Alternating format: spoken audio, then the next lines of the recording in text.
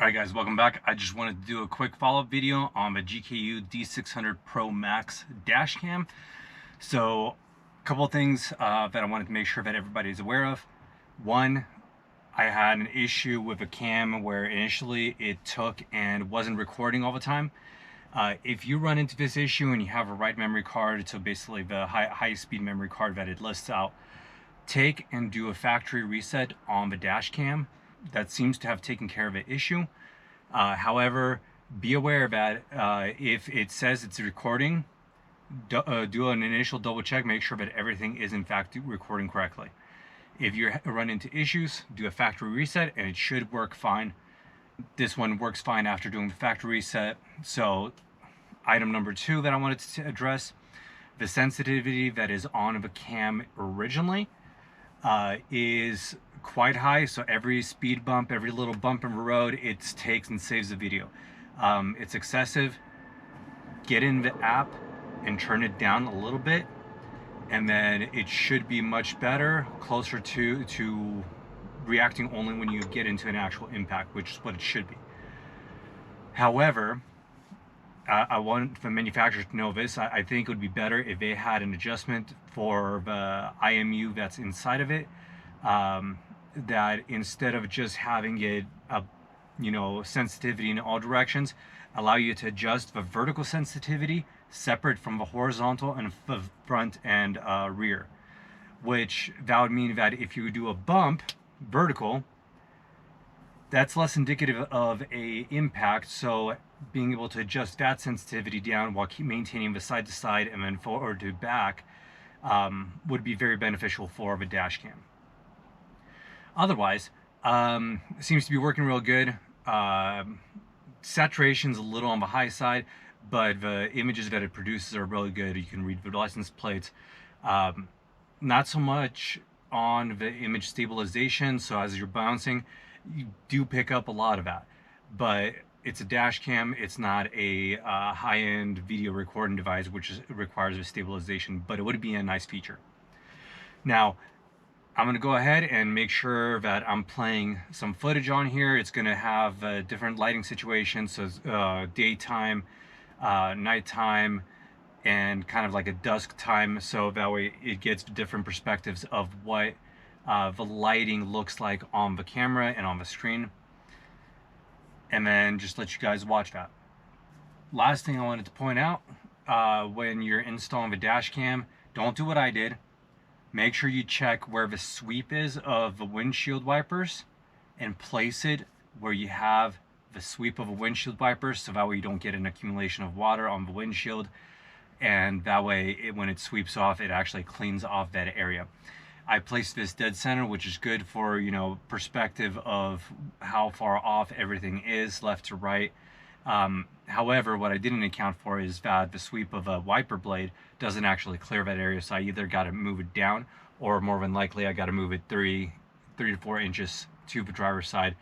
Then it'll be easier to catch the lock screen, and then also it'll be within that sweep of a wiper. So enjoy the video. Let me know what you guys think of the footage. If you guys want to know more about it, let me know. Otherwise, catch you on the next one. We'll be back working on the excavator. Last thing before I completely forget, dealing with their customer support. Excellent. They were on point, they responded, they kept me in the loop and let me know what I should try to fix the issue I was having. So that is also another benefit for a company to prove that they're good, is the quality of their customer support. So, trying to be as unbiased as possible here, so there it is.